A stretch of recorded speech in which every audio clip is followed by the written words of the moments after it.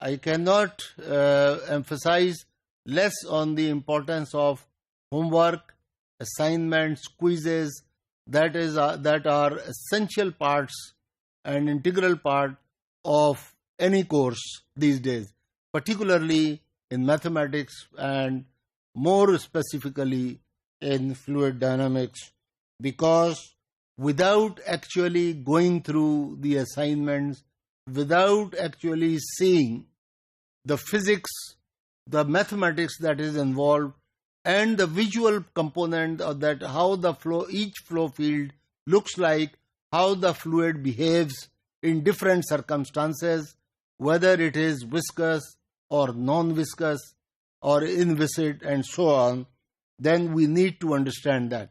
So each part that we will be covering, on each part you will be receiving homework, and you will have to go through that because there will be marks associated with that. And in this part that we are discussing and we are going through it, there are things that are like, we need to see, I have stated it earlier, that fluid dynamics is a very visual subject. We see it, we see how the fluid behaves, how it, what are its different categories, behavior, and so on. And that depends on so many things. External forces that are applied, the properties of the fluid itself, the pressure, the viscosity, the temperature, and other associated things. And under all different circumstances, whether it is compressible or not, and so on, dense or not, lighter or heavier, and so on, we will see different things. Unless we understand a fluid flow properly, unless we understand the physics of this properly, we cannot model it properly into mathematics. And if we have mathematical equations, let us say, and if we don't understand the physics behind it, then we cannot make the calculation, we cannot really make the proper interpretation that are associated with all these things. So that is why I am so much emphasizing on this. So in this case, you are also encouraged to go through the flow patterns and flow visualizations. See the streamlines. We use these terms: streamlines, streak lines, stream tube, path lines.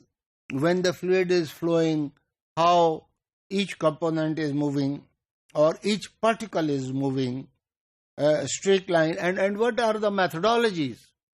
I did mention it somewhere that we can dye a fluid, we can color a fluid, or we can sometime introduce smoke just to see how the fluid is moving, if let's say we want to see it in the air, or we can introduce small hydrogen bubbles that also sometimes show. So anyway, the whole point is to visualize and see flow patterns, see streamlines, see path lines, streak lines, refractive, and different techniques that we need to learn.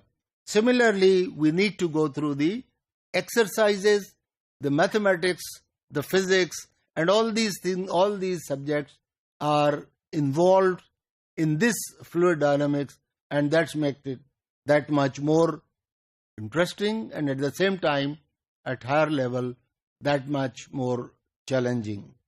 So surface flow is another thing.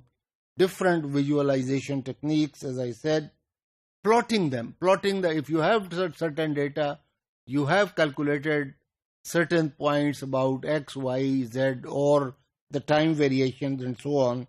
How do you represent them? How do you demonstrate or reflect the flow field? As I have shown you in the few pictures shortly, and similarly we shall be doing it again and again, and I very much believe in application of each thing that we discuss. So unless we carry out an application, unless we understand its interpretation, really then only then we can do justice with the subject fluid dynamics.